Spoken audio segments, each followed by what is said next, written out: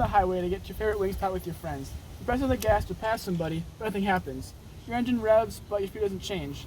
You try it again, and it goes a little bit, but gets always not slipping, and you don't go any faster. This is being caused by a bad transmission. So here's how to replace it.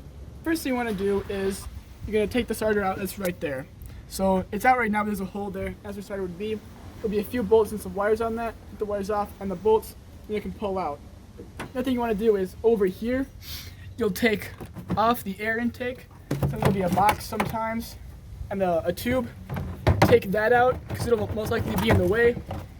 And once those are out, down below, there'll be some bolts onto a pipe. That's your exhaust pipe. You want to take that out because that'll be in the way of getting the transmission out. So the first part I want to do under the vehicle is the drive shafts. This here's the front one. So there'll be 4 bolts on all 4 corners of the joint. We'll take those out, and there will be these mounting plates on those that hold it in.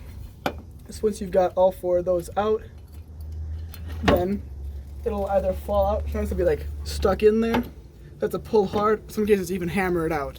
The drive shaft out of the other side will be to the transfer case or the transmission. You'll basically just pull it out, and it'll come out from this soldered joint here. So you want to support the transmission with a jack, preferably one made for transmissions, but a jack with backup will work just fine. So this here is the neutral safety switch. This is the shift linkage. You want to take off this bolt, this nut here, and it'll slide right off, and you take it out of here. And these two will come right out. If they don't, use a heat gun because there's some stuff that keeps water out. Use the heat gun to melt it, and they'll come right out. Right, so your next step is going to be to remove these 4 bolts here, and same on the other side too. Now there should be 2 up here on some vehicles, and this supports the transmission because it's on the jack. You can take this out without putting too much weight on the engine. Be about 8 bolts in the bell housing. That's this part that curves up and gets bigger here. So I want to remove all those 8 bolts. Some will require this universal joint socket here and some long extensions. So up in here, this right here is called the Flexplate. There'll be a few bolts in there. Some will have a metal piece that comes out here or something up here. Others you go from the starter hole earlier.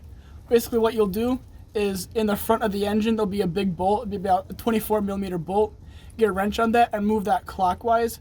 That will move the engine over, which will move the flywheel and move the bolts so you can get to them. And you'll stick your socket through here, try about a 15mm socket, and loosen those. And then once all those are loosened, then the torque converter is free from the engine. You actually want to take that off because if you leave it on and pull the transmission, that's too much weight on the engine, which can damage the flywheel.